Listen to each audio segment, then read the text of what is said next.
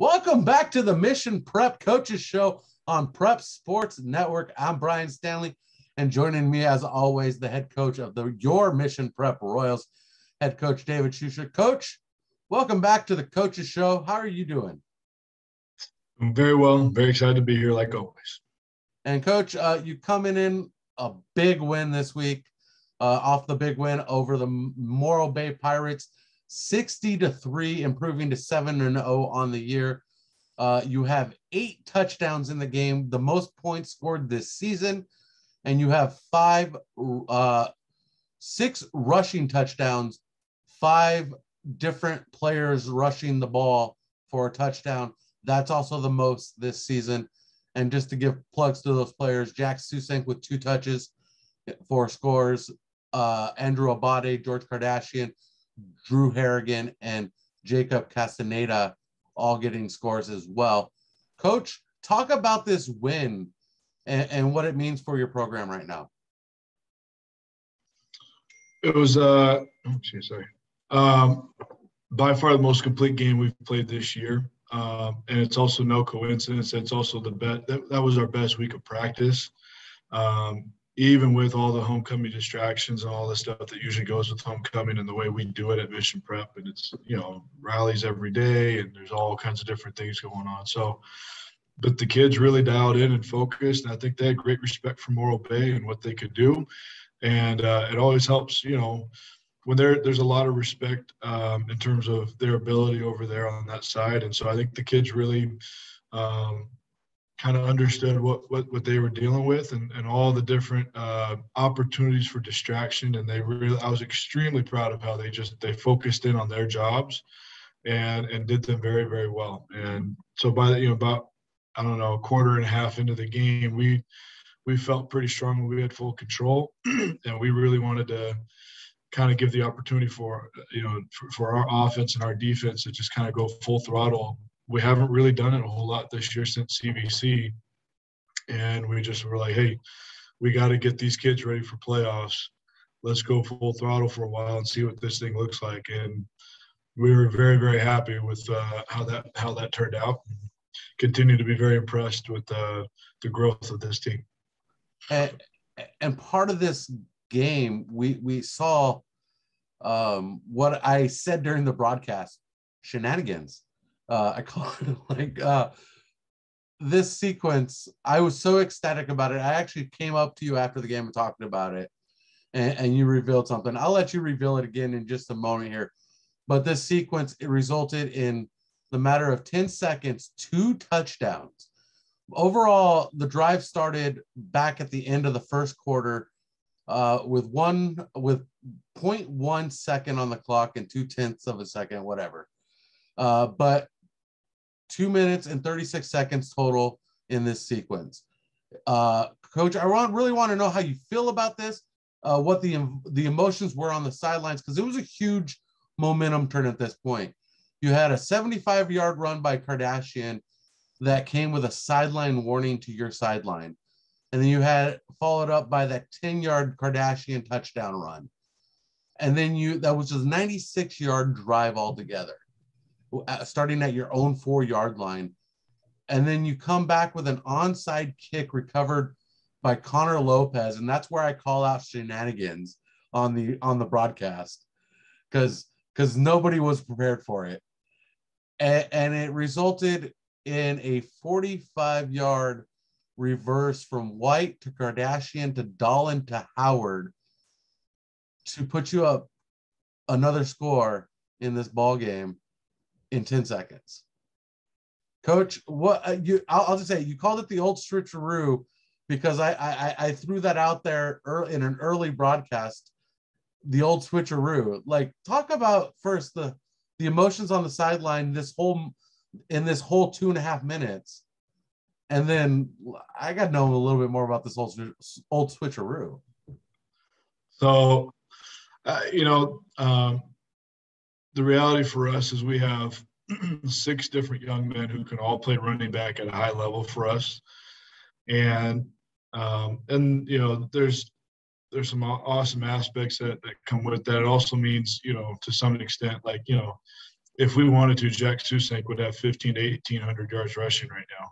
Yeah. And Drew Lincoln would have 1,000. And, like we very easily could have done that at some point this year. Carp game, Jack has 1 carry, Drew has 2.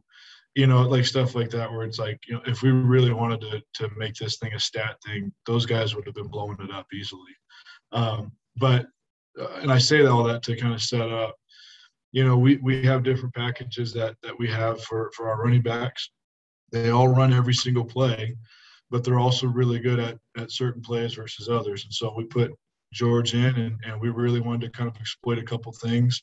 And almost immediately, as soon as he got into the game, he broke off, like you said, as a 75-yarder, and his speed is electric, and that put us in a great spot where we felt like, okay, we're really able to kind of control a lot of things here at this point in the game.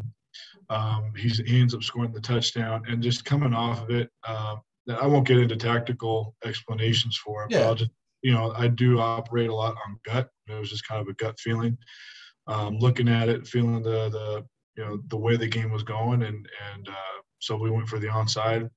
Felt like the look was there. It couldn't have been a more perfect kick, and kind of set us up. And you could tell as soon as we got it,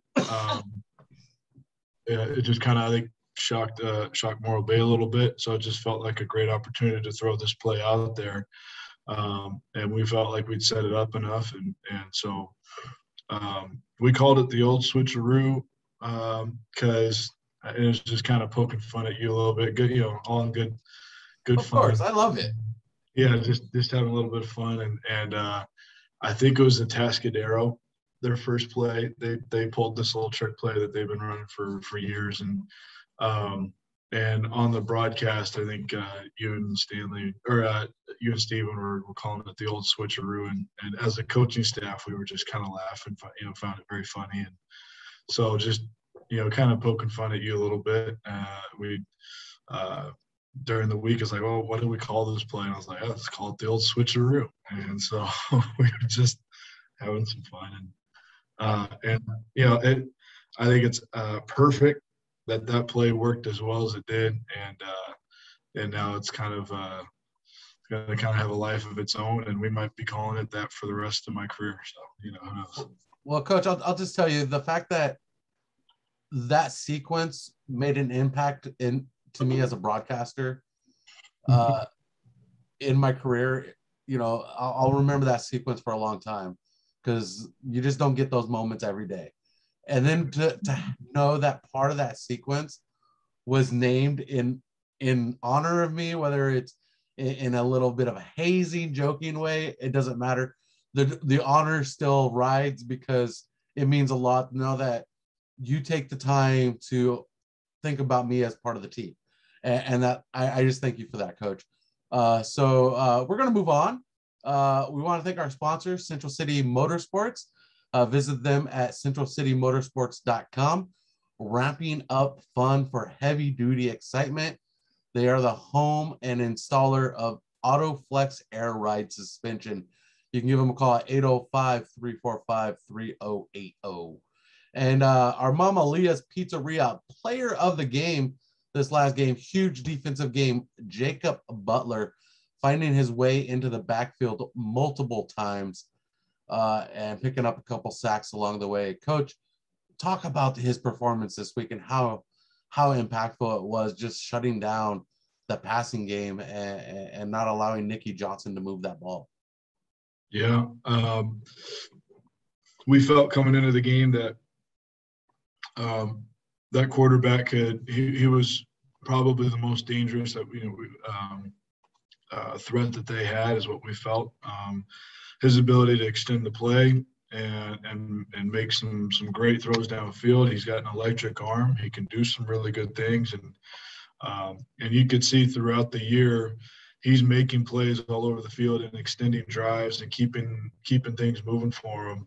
And so we really just felt like there were a couple things we could take advantage of, but one of those was Jacob is both a phenomenal linebacker. He's extremely physical. He's got great speed. He's got great instincts as a linebacker, uses his hands very well. but he's also kind of very natural as a rush end. And so we've done it. We've kind of tinkered with it before. And it looked phenomenal when we did. We just kind of had it in our back pocket of, hey, we've got other linebackers that can play Mike really, really well if we need to. And so if there's a matchup that made sense, or we really needed a great pass rush that week, we could always move Jacob down. And the more and more we looked at it from a game plan standpoint, it just felt like this was the week to do it. We had to find a way to make that kid uncomfortable, and putting Jacob down and allowing him to kind of ISO on that tackle. We felt like it was a great matchup for us, and he did an incredible job. I think it was something like 7 or 8 tackles, 3 sacks, 3 tackles for loss. He had an incredible impact on the game. Really made life very, very difficult on that side of the ball for him, and you could tell by the time the game was starting to wind down, Jacob's impact, it was felt all over the field. Just the ripple effects of our ability to pass rush and the way it kind of affected their offense. So all that being said, Jacob he did an incredible job in the game, playing a role that he hasn't played much this year, and made our team very, very good. And coming up this week, you're facing the Templeton Eagles. They're 4-4 overall, 1-2 in the Ocean League this Friday, October 22nd at 7 p.m., Coach, at Royal Stadium on the campus of Mission College Prep. These games keep building bigger and bigger as you get down the stretch. And then you have playoffs on the horizon. What is the environment in the locker room among the coaches and the players? How's everybody containing their emotions, knowing that you're now in the hunt and you're playing for at least a share of the Ocean League title at this point? Yeah, the playoffs, we've kind of, purposely stopped all playoff talk because we had no control over any of those things. And we just felt like playoff talk was not helpful for us at this point. And there'll be a time when we'll kind of revamp up that conversation. But for us, it's just been very much focused on, hey, we're kind of honestly counting down the games to an Ocean League title. And that's been our focus and our goal, and everyone's pumped up about it. And I think everyone's sensing that, okay, it's within grasp. And we have 2 major hurdles that we're trying to push through. Templeton, last time we played Templeton was for a league title game, and they absolutely smashed us. There's probably no coach I have greater respect for than Don Crow on the Central Coast. I think what he does with his kids is truly very impressive. They are extremely tough. They're very, very well coached. That program, he definitely knows what he's doing. He's been doing this for quite some time. And there's going to be a number of challenges that we have against this team. We have to play extremely fundamental assignment football for us to be any sort of successful against Templeton. And I think they understand the magnitude of this game too. And the reality for us is we're 2 games away from reaching our goals, and the team's very excited. The team's very focused. And I think, especially coming off the Morro Bay game, everything for us is one practice at a time. Well, let's work our way down there. And I think they also kind of got an opportunity to see firsthand, hey, we haven't had perfect weeks of practice, and it's resulted in different issues, every week. Hey, the one thing we struggle with on Monday, and, always inevitably ends up being the thing you struggle with on Friday. Last week, almost every day we had a great day of practice, and it resulted in a very complete game performance. And I think that's kind of where our focus is right now. The kids kind of finally got to see it, sense it, feel it of, hey, Monday, you do everything right on Monday, it leads to Tuesday, and it all leads to a great performance Friday. So happy with how yesterday's performance, how yesterday's practice went. Monday's practice was very good. And now it's just about, hey, Wednesday's practice needs to be really dialed in. And I feel like we give ourselves a great shot at that point. Well, Coach, that's all I have for you, unless you want to add anything else here at the last moment. No, just extremely excited. This is going to be a very competitive game, and again, like you said, this really sets up our opportunity for a league championship game, and we got to do our things right to put ourselves there. But we're excited that we're right on the precipice. So yeah, the cards are in your hand, and you just got to play them the right way in order to pull out what you want. And coming down the stretch this week is the Templeton Eagles this Friday, October 22nd, 7 p.m. live on PrepSportsNetworks.com. And then the next week, we got the Slowtown Showdown. We'll have more about that next week on the Coach's Show. We'll have a lot about that going down next week on the Coach's Show. So come back and join us next week. For David Schuster, Chris Sylvester, I'm Brian Stanley. Thanks for joining us.